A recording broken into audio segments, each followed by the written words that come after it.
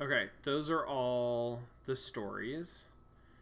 I've crossed them all off.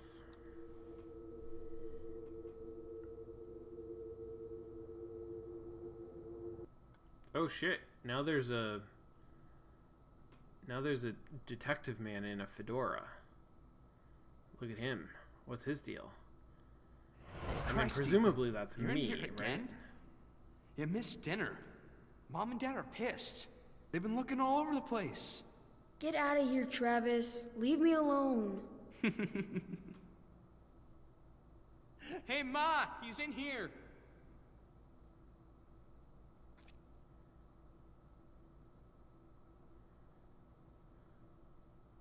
Honey, be careful with that lamp.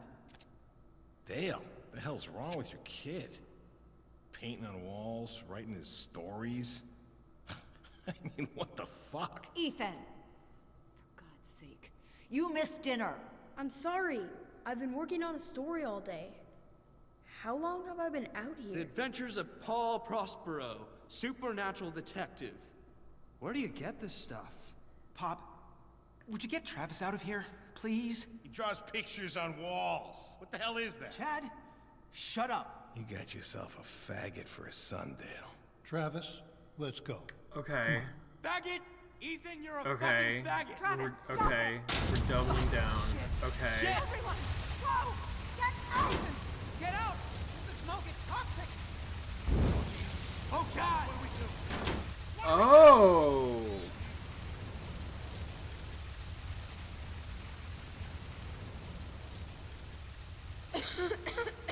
And he's gonna suffocate?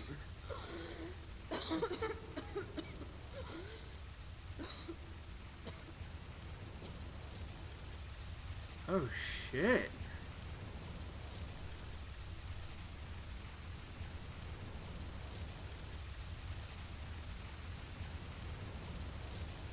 Seven o'clock. That's why it's always 7 o'clock. Wow, I didn't expect the I game wrote about you. to come I around don't know if I to created you. there's a reason why it's always 7 made me o'clock. real. I can't go That's pretty good. yet. I have to finish my story about you. I wrote stories about everyone. I know you did. But my story's done. And it's a fine story. I can let go? You can let go. What happens then? Another story, kid. What else?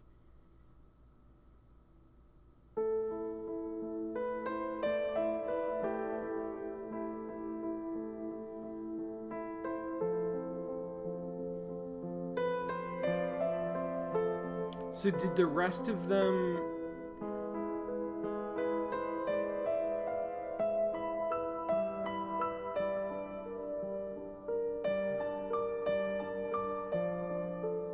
I mean, I guess this all happens in the moments after the fire starts.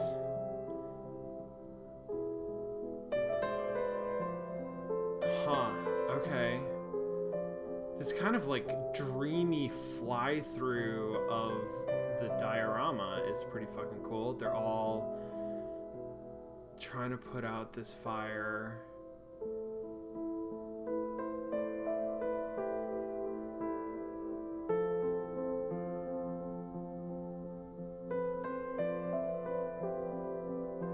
What the?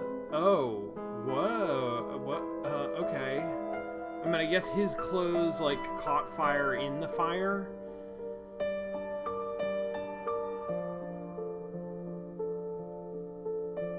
Huh. Interesting.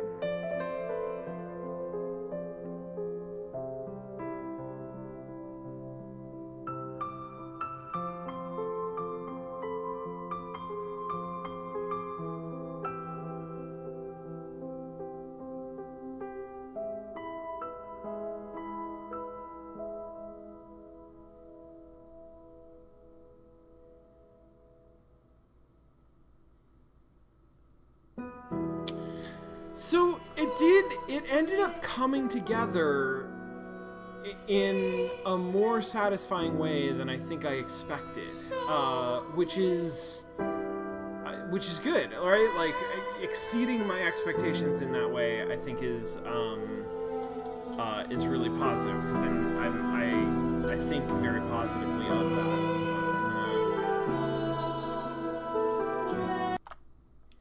Just gonna turn this down a little bit because.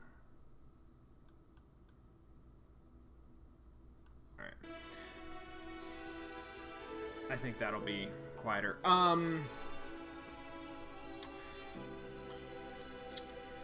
Okay, so.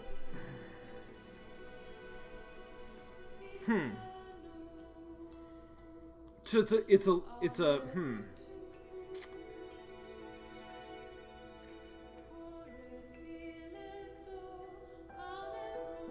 It's a little bit of a, well, not even real. I guess it's a little bit of an incident at Owl's Creek in the sense that the whole game takes place in the final moments of Ethan's life, right? Ethan is suffocating to death, and in that moment, sort of frozen in time, we have as some part of his mind, as some part of his imagination, we have the opportunity to explore other parts of his imagination. And that's the characterization of Ethan Carter that we get, is that he is imaginative. He has this sort of expansive imagination. And so all of the things that we see over the course of the game until the end are all kind of layers of stories that Ethan imagines.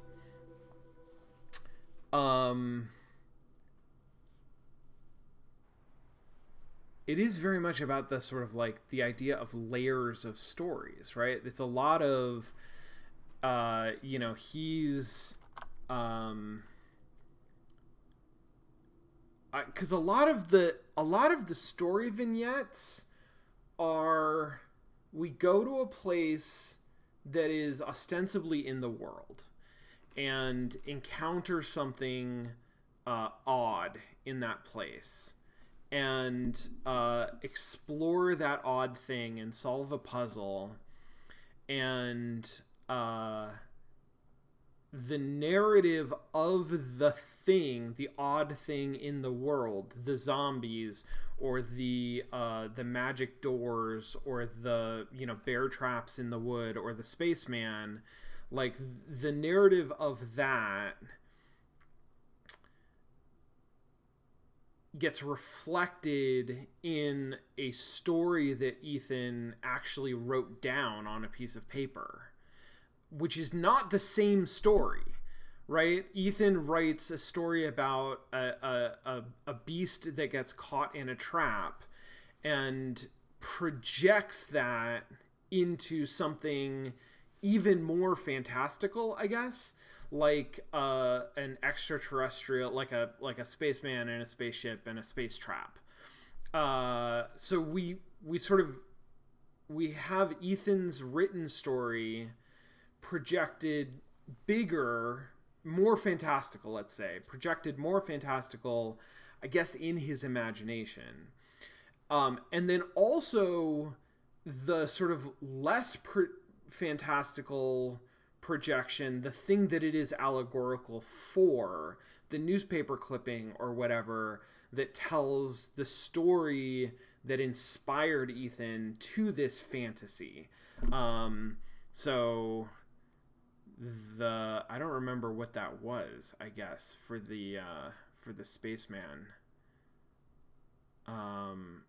Maybe I missed it. Did I just not read that? But like for Grant, for the old man in the sap, Ethan sees his grandfather, whose wife died in a fire that he feels guilty about maybe having started, and watches him drink his grief, and projects that into a fantasy of an old man who goes into the forest to drink sap, and one day the village burns down, and he he goes into the forest and he drinks more sap, right? Like it's a sort of fantastical, allegorical projection of the reality that Ethan sees, and then that is projected even further, even more fantastical into this like series of elaborate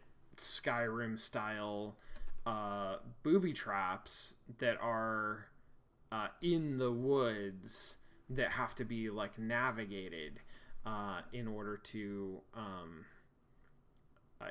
find this secret place, right? And I think they're all kind of like that.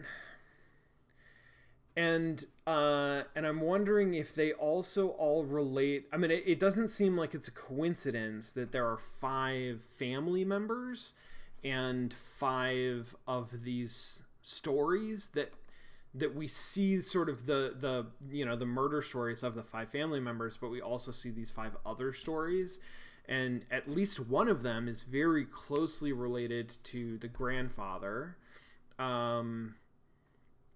I don't know that I can make that match for all of them, but like there is this is where it gets confusing, because I think that the grandfather really did have a wife who really did die in a fire that he really did maybe start, and that he really did feel guilty about that, and he really did go off into the woods and drink. I don't think that he like, burned himself to death trying to stop the sleeper from wakening. I don't think that was a real thing, but I think maybe it's not a coincidence that his death in that story is a death of, being engulfed in flames, which is related to what really happened, but it's also related to his story of the man drinking sap and the village burning down. I'm thinking similarly to the mother. Now, the mother in the death fantasy of the mother drowns in that elevator thing. And then nearby to that, there is a story that Ethan has written that is about like an undersea god flooding the world and taking over, and that is, forget exactly what Ethan's story looked like there, what that was, but like he did write down a story, and that gets projected more fantastically into this maze of zombies and like a puzzle that you have to solve with ghosts, and is based in a reality of his dad coming down to the mine to store old, what was it, like it wasn't manuscripts, it was like patents, his old like patents or something. So that's not really so much associated with the mother. It feels like there's a connection between the mother's death that we see, which is where she drowns, and this fantasy story that we see, which is the world drowns. But then I have a hard time connecting either of those things directly to Ethan's mother, who is a real person, who really, gave birth to him and raised him, and was not super nice to him or to his dad. Like, the whole family is not great. And Ethan is clearly like working through a lot of abuse and trauma, but his mother doesn't die. His mother's alive at the end. Oh, she's got the water buckets. She's like trying to carry that water. Okay. So there's a symbolism to, in the real world. Oh, Ethan's mother was the witch camp story. Okay, great. I remember thank you, Kyla. I remember very little of the witches camp story because it was very brief. And I was confused when it was happening. I mostly remember that like there was a witch and a camp, and that's about it. But okay, so the mother is the witch story. That's not really related to the way that she dies in the death fantasy where she drowns, but the death fantasy where she drowns is kind of related to the bucket of water that she is. I don't think she's carrying. I think she's ushering. And then I think the dad, I don't remember anybody's names, but Ethan's dad is related, is connected to the, deep one, whatever, the ocean monster that drowns the world. And that's based on, him and his patents. And that is symbolically connected to the water that he is carrying. It's not really connected to the scissors or his suicide, especially. I mean, I can make sort of like a justification for his death of suicide from him being kind of a meek or weak-willed sort of a person. Like, he's painted in a little bit of a caricature as not able to or willing to stand up to his wife, and sympathetic to Ethan, an ally to Ethan, but sort of a powerless, kind of a hapless or feckless ally. And so I there's a connection between that caricature or characterization and his suicide death, kind of, in a very caricatured kind of a way, but not one that then that relates in any kind of direct way to the story that he's connected to, that's about drowning or water monsters. So it's there are a lot of connections between a lot of these stories that became much more clear to me in the resolution of the game. But those connections are not as strong or as satisfying or as symmetrical, frankly, as I would really like to make it feel like the kind of incredible closure that I would want. And there's also a lot of the slurs based on sexuality at the end, the homophobia. I didn't really get a sense of that throughout the whole game. That felt like it was very, very thrown in there in these last bits, which weren't necessarily all linear. So I guess I could have encountered some of them in a different order, but I found that surprising and disturbing. The game doesn't really grapple with that at all. It uses that to paint Travis and Chad. I don't remember. Ed? I don't know. Some of those people in Ethan's family as like bad people and abusive, which isn't wrong, but I think I would have liked if the game had actually more directly addressed the homophobia that is wrapped up in that. And it felt like it was really just kind of tacked on. I mean, it's also kind of weird. I mean, I guess at its heart, this is,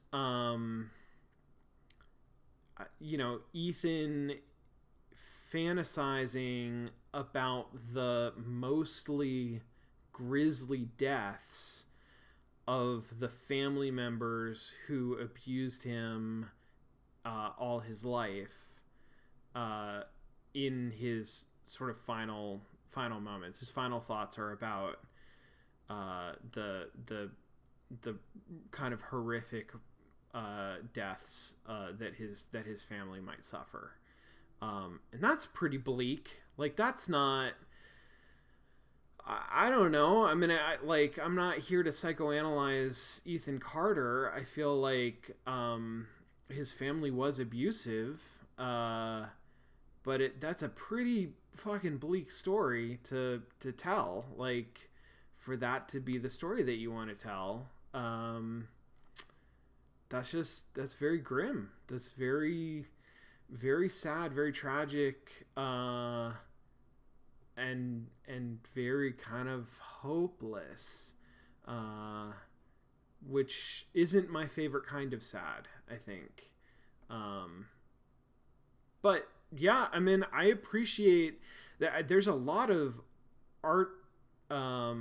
artistry and artfulness that has gone into this game. And the ending was, I think, handled particularly well. I think that it is still kind of an uneven experience, and both in terms of the writing of it and the narrative design of it, and also in the play experience of it. I don't love really any experience that has me go for this long having no idea what's going on. And I feel like this week I've been talking to my MFA students about invitation to play and how a game sort of presents itself in its first moments, and how you scaffold an experience for players. And I appreciate that. I think a goal of this game that it tries to do, and it does end up doing, is there are a couple of play structures, and one is this kind of consistent mechanic of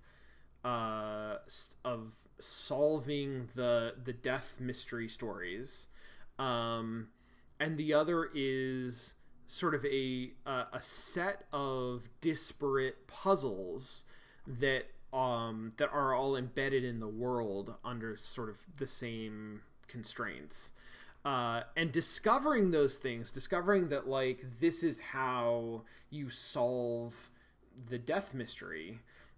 This is how you recognize and engage with one of Ethan's stories that presents as a puzzle in the world. Like, that's kind of cool to, like, make that discovery and figure that out and come to understand that there is a structure to the world, and to go off and look for more of those things, and understand then when you encounter them what they are and how to interact with them. That's neat. I'm not sure that I would have done it in quite the same way, where it feels like you're so likely to not understand the first one that you encounter, and in fact, like, not recognize that it is something, and then instead of progressing forward and finding something else that is similar, that is of a kind, that is presented in a way that you can solve it, like the graveyard. The graveyard I thought was great. Like, I stumbled in the graveyard and it led me through kind of what I was supposed to do there, more or less. If I had found Travis's body on the train tracks and done nothing with it, and then gone directly to the graveyard and gone through that sequence and recognized, oh, there's something I could have done back with that body that I found on the train tracks, that, I think that would have been really interesting. Instead, I found the house with the like, you know, the doorways, which is by far the most complicated. Well, no, I guess the zombies in the mine is also pretty complicated, but that house is like a very, very complicated one of these puzzles, and it uses an art asset, that like doorway that is visually connected to other parts of the game that are actually unrelated,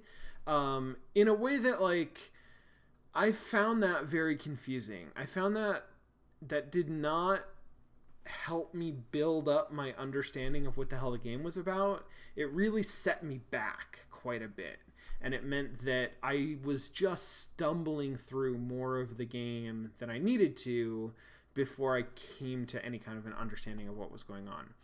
And I can only assume that that's the intention, that's how I am meant to encounter the game, because it is set up that way, like pretty strongly.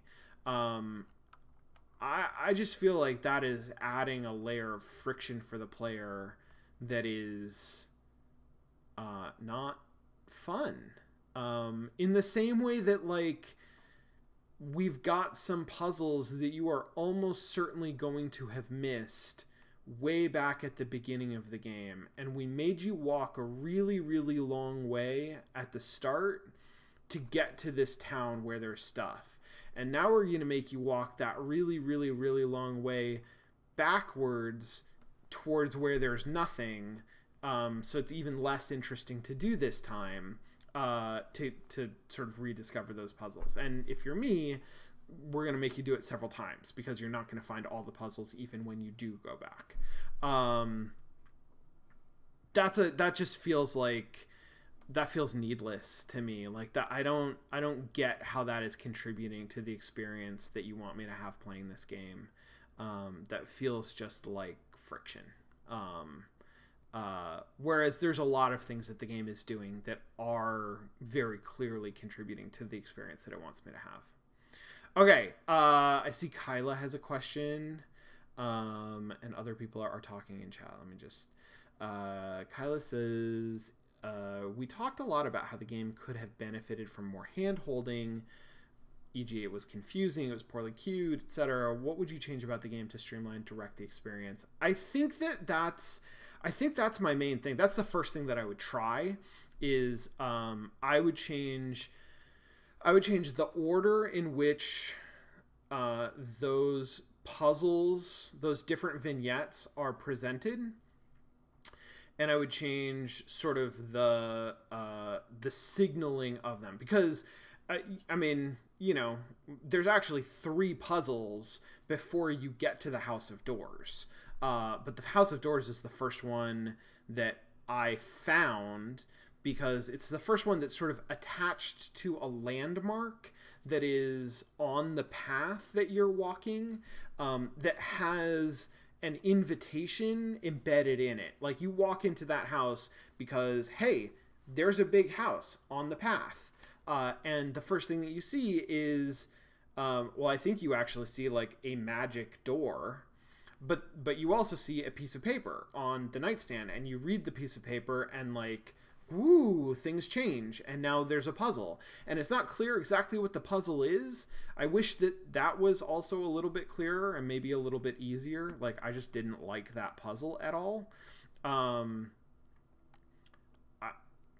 Compared to the Spaceman puzzle, which I liked a lot, or even the zombie puzzle, which was similarly complicated, but I liked a lot more. I just didn't like that first puzzle. And so I think it's a shame that that's the first thing that you throw at me. Like, that is my first experience of interacting with the game, like engaging with its systems, is that puzzle that I just really didn't like. And then sort of realizing that I missed puzzles and they're far away now. I would have really liked to have done something like the body on the tracks, and then much, much sooner than actually happens, something like the graveyard, so that I would reasonably do the one and then do the other and then go back to the first one, and then continue. And maybe throw something in. No, that's probably what I would do. And then I would put a puzzle after that. Maybe not the Spaceman, because that's really the best one. And maybe not the Grandpa Sap, because that like kind of brought the whole conceit home for me.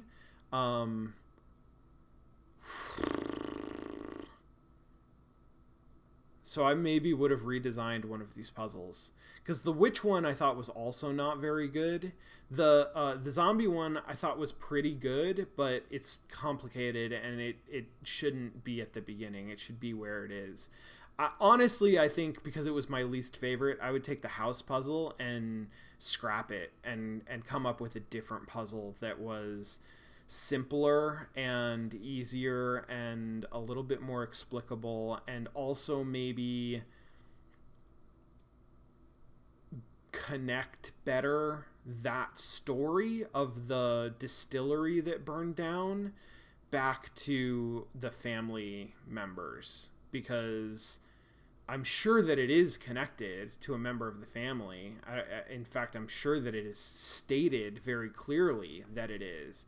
But my mental model of like who is in the family, that they are even a family, who all of these people are, like that I'm still figuring all of that out. And so I would have been much clearer about those connections, I think, in a perfect world for me. Okay, I'm behind.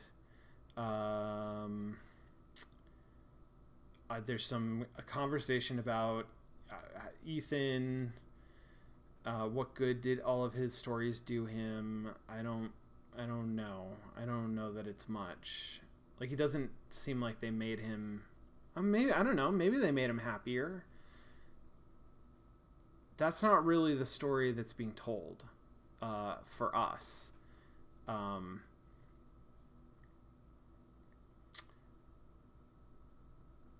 Yeah, okay. So Delcalux loved the doorway puzzle. Clearly, my experience is not universal. And let me just say it, like, this game, maybe more than any other game that I've played for play-by-play, that I've streamed on Twitch, I've had people drop in or message me on Twitter. I mean, not like a ton of people. I'm not inundated or anything like that, but I've had more people sort of randomly drop by and say, "Oh, Ethan Carter, I love that game," which is fucking rad. That's great. Like, if you're still here, welcome. Awesome. Glad to have you. I think you probably liked it more than I did, and that's fine. That's like, that's how these things go. That's how this works. I think I personally, some of this feels rough to me, feels like there's friction in places that I don't love. And then some of it is taste. Some of it is just like, that doorway puzzle did not do it for me. I'm not shocked that there are people who absolutely dug that. I can totally see it. In which case, like, I don't know. You can't say that that's the worst puzzle if you've got players who are loving it. And I think this game was a hit for a lot of people. So I can't really say that they did anything wrong in that respect. But talking from my own experience, right? Talking very subjectively about how I encountered the game and how I felt playing it. That was definitely sort of the roughest puzzle experience for me. And then the part where, I couldn't cross the river was sort of the most frustrating overall blockage that, like, I didn't understand what I was supposed to do or why I couldn't progress. And I think that I just hadn't solved enough of the puzzles, and the game really wanted me to do that, which, makes some kind of a sense, but there's not like a clear connection between those things. So I found that really frustrating. I think, yeah, different people are going to have different experiences doing this. Huck has a question. Oh yeah, there we go. Noted in the credits that this was an Unreal game, visually exploits that engine to produce environments with photographic fidelity. Such imagery is now easier than it has ever been to produce, but it's not easy. Does this game substantively benefit from its commitment to visuals? Was it worth it that you can't play it on a laptop? Literally, I mean, it's a 5-year-old laptop now, that makes me really sad. Because I feel at least 2 of those years shouldn't count. But yeah, like I couldn't play it on my work laptop, on my gaming laptop. Would a more stylized and computationally tractable visual style have better served this game? I mean, I think that's a great question.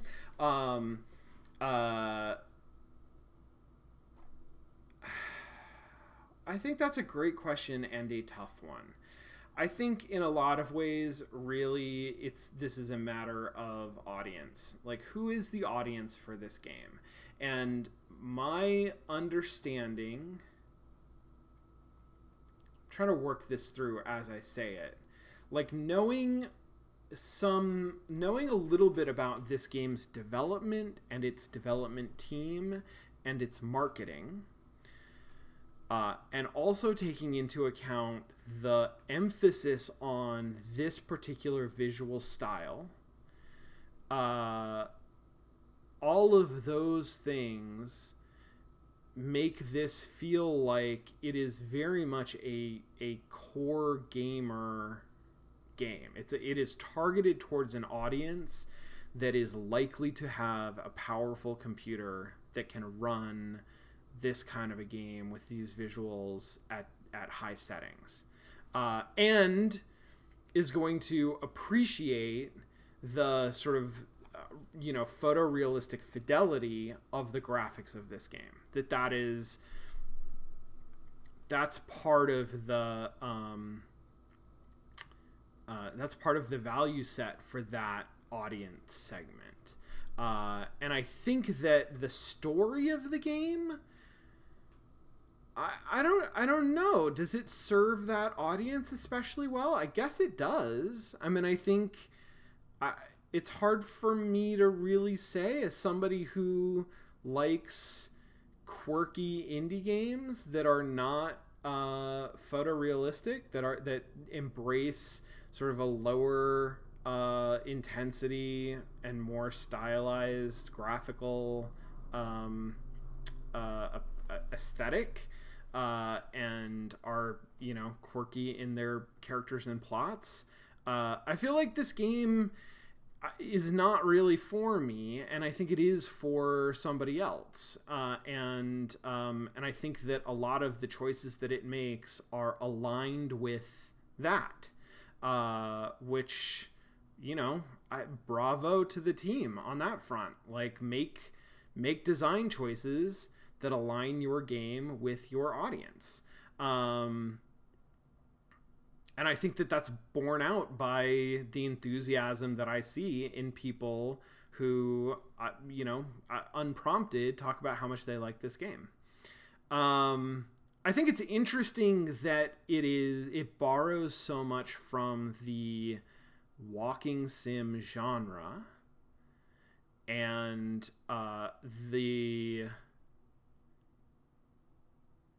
it's also borrowing from the legacy of like Myst in a way,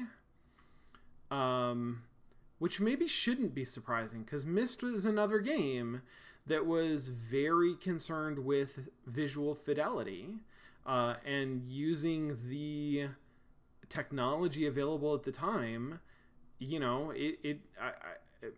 Myst was trying for something like this. Myst was trying to be beautiful and realistic and immersive, in a photorealistic sort of a way, and to embed puzzles in that world much more densely in the case of Myst than this. But Myst also kind of has a play aesthetic, like a dynamic to it that I think is in line with this not holding your hand kind of a thing. And in the early 90s, I think that was a more cultural thing.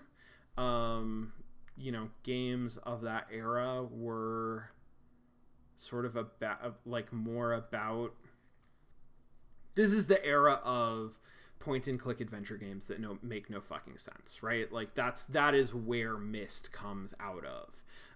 And to a certain extent, I think that like this game is not necessarily idolizing, but like enshrining that experience in some kind of a nostalgic gauze, and carrying forward some of that aesthetic, and transforming it, doing something quite different, that also hits very different because it's the mid 20 teens, you know. All right, Kyla asks specifically about that game doesn't hold your hand thing. Listen, I don't know. I really struggle with this because at the time, I remember that quote. I remember that being sort of part of the conversation, part of the discourse around this game was that this game doesn't hold your hand thing. And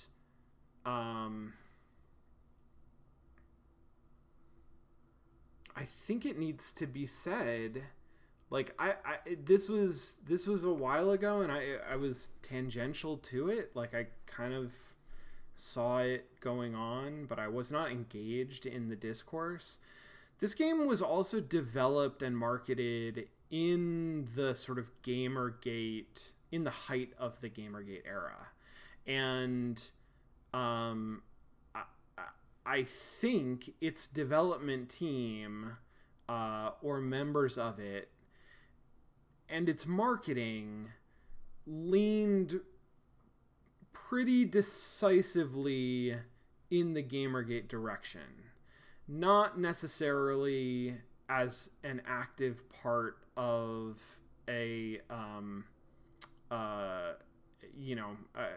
committing harassment against individuals, but sort of in the ideology that emerged out of the Gamergate phenomenon of, games for gamers and not for, and gatekeeping. This is a game that I feel like was kind of about, I mean, not that the game is about enforcing that gatekeeping, but the development of the game was firmly entrenched in that gatekeeping, in that idea of games are for gamers, and if you're not a gamer, get out.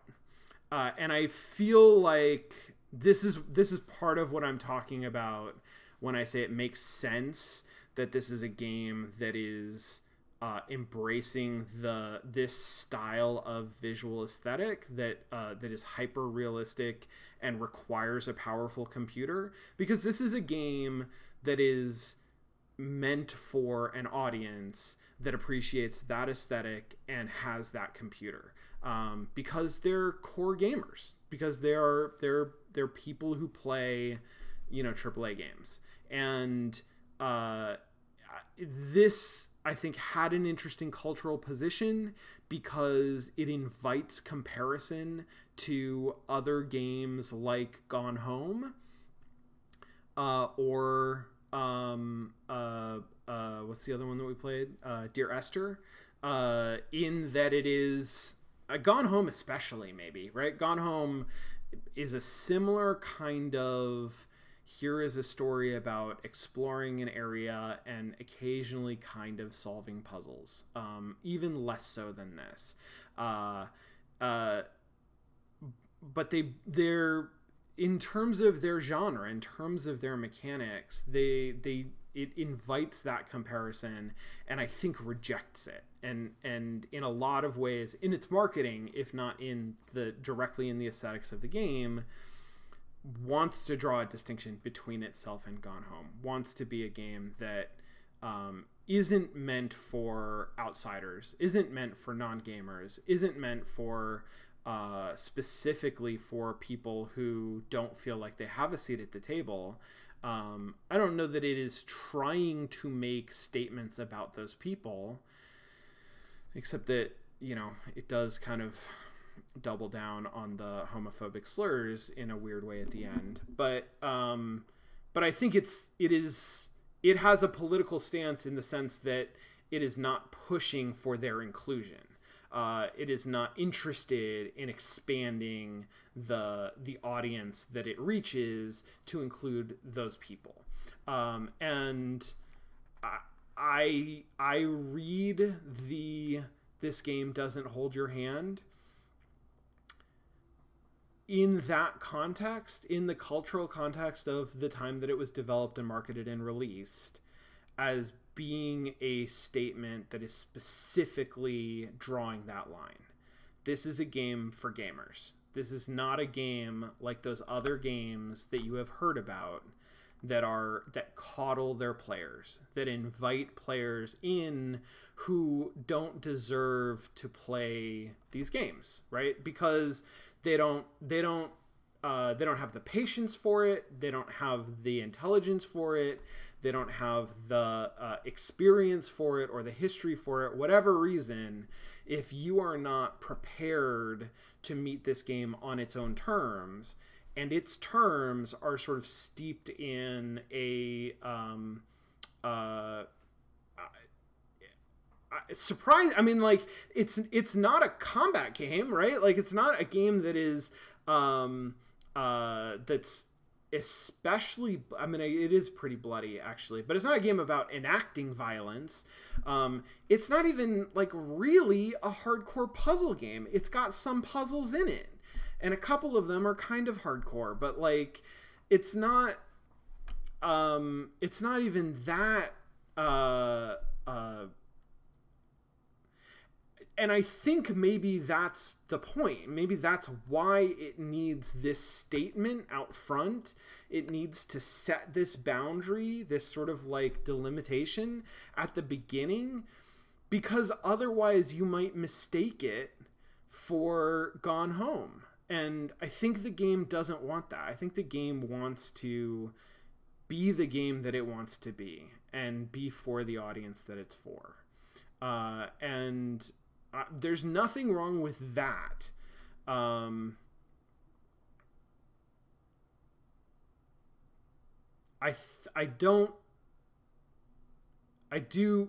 it's hard for me not to read that statement as a more combative kind of a thing than frankly anything else in the game. The rest of the game in and of itself is kind of a thing that is what it is and is for the people that it's for. The statement at the beginning feels like it is more of an aggressive, it's more of a political statement than the game otherwise is trying to make.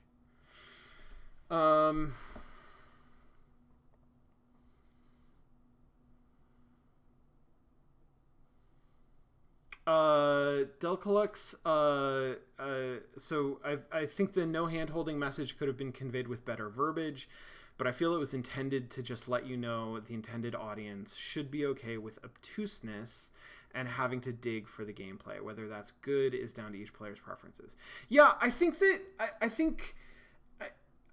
I don't mean to go off on this to such an extreme that it drowns out all else. I think that there is some of this context that that does exist and is important to acknowledge and to understand.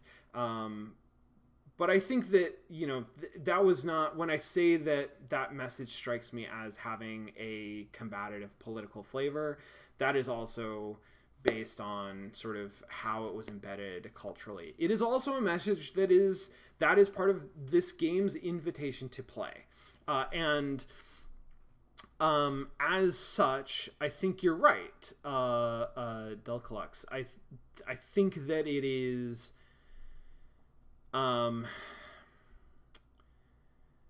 this game doesn't hold your hand. This game doesn't hold your hand.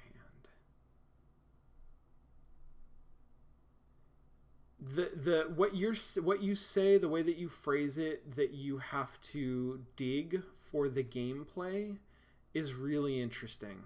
That's a really interesting framing of it, and I think it makes a lot of sense. It doesn't hold your hand in the sense that it doesn't tell you what is expected of you, right? It's expecting you, it's sort of demanding that you enter its world and figure out what it has to offer, because it's not going to offer it outright. And I think that the game, that's true. That is how the game works. And as a warning to the player that that's how the game is going to work, I'm trying to think about like how that shapes your experience and how it shapes it in a positive way. And I think really the only thing that I can come up with, unless it was phrased differently in a way that was sort of more expansive, a little bit clearer about what it meant. But the way that it's phrased now, it feels like a challenge.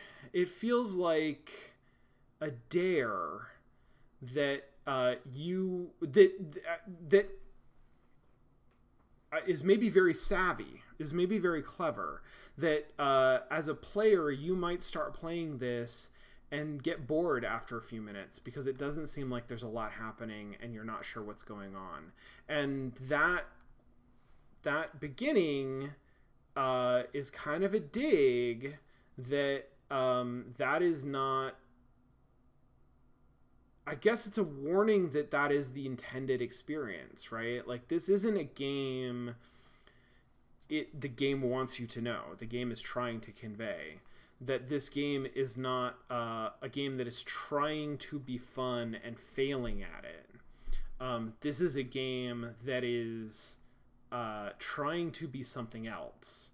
And if you are unable to find the game in it, it wants to shift that responsibility to the player, which is kind of a like big brain move, right? Like to do that, if you can do that effectively and get the player, like put the player in a mindset. I'm trying not to use words like trick the player or bait the player, or I don't think this is necessarily negative. This is about framing, right? If you can frame the experience to the player in a way that makes the player feel like they shouldn't give up,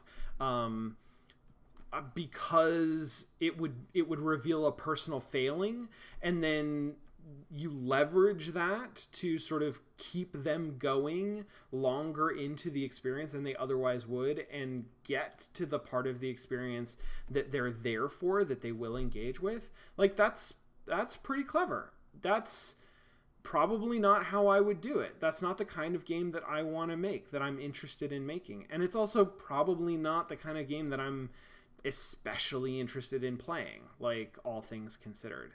But it also feels, it feels combative to start off your relationship with the player with that kind of challenge, with that kind of dare. That's not the kind of relationship that I want my games to have with their players.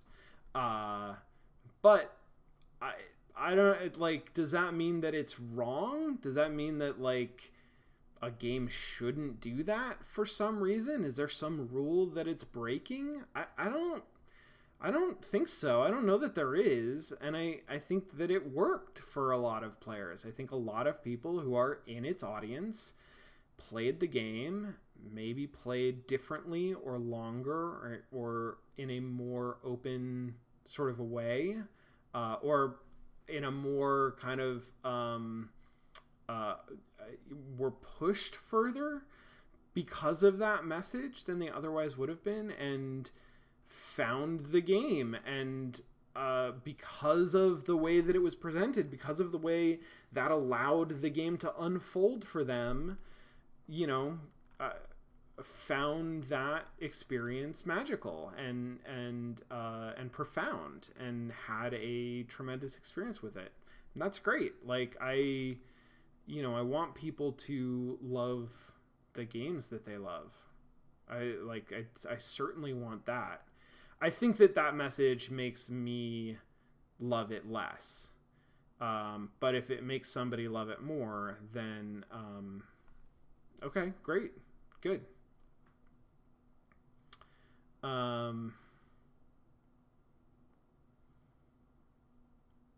Yeah. Yeah. So there's some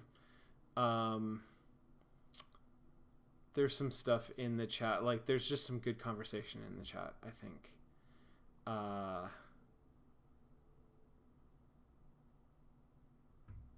Emsky says the hand-holding comment really rubbed me the wrong way. I think it did come across to me almost like they didn't want you to play, compared to like Dark Souls, which tells you you're gonna die a lot and it's gonna be hard, but I feel like it encourages you to try.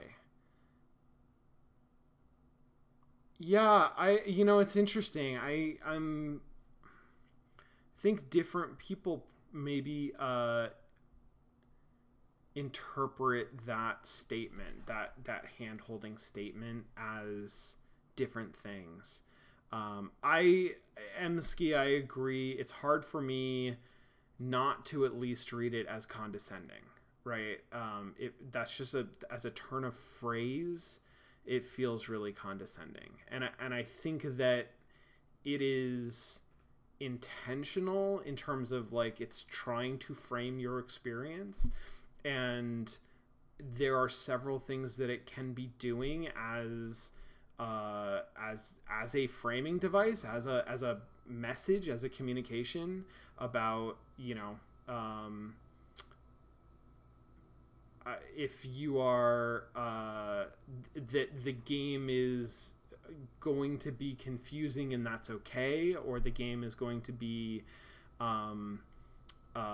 directionless and that's okay, or I don't know, like the ways that you might interpret that. It's just hard for me to hear that phrase and not feel like I'm being condescended to. And maybe there are other people who don't have that reaction to it, but I definitely do. And I think it's interesting to bring up Dark Souls, because Dark Souls is a game that, famously, I feel like it doesn't hold your hand, right? But it doesn't feel the need to state that outright in the same way. I'm making some assumptions there based on the reputation that Dark Souls has, because I have not played Dark Souls. I think that is a project that I need to embark on. I don't know if that's going to happen immediately, but I think it probably will happen sometime pretty soon. I don't know. Actually, it's possible that it doesn't happen this semester, just based on the way that this semester is going. But that is a thing that I feel obligated to do, and I think I'm very interested in what that experience is going to be like for me. That is a game that does not appeal to me at all, but I know obviously it's very well regarded, and I also know a lot of people personally who hold it in extremely high esteem. So yeah. Okay. think I'm gonna wrap up here and go to bed. Before I do, I'm trying to think about how to address the dragon question. Would this game be better with a dragon in it?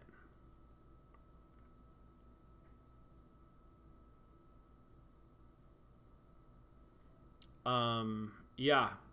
Yes.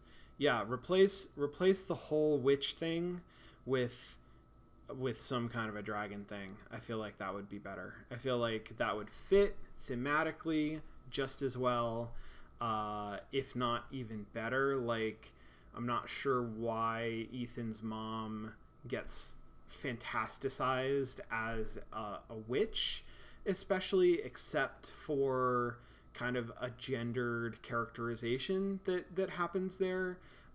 She feels much more like a larger than life controlling figure, who sort of, is makes demands of the rest of the family, rather than sort of like a witch. It could be characterized as controlling, but in a way that is sort of distanced, right? Like, a witch lives outside of society and controls events from afar, and hypnotizes men and whatever.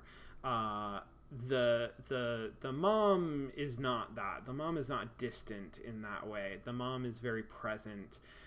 Is just sort of, she takes up a lot of space in the emotional,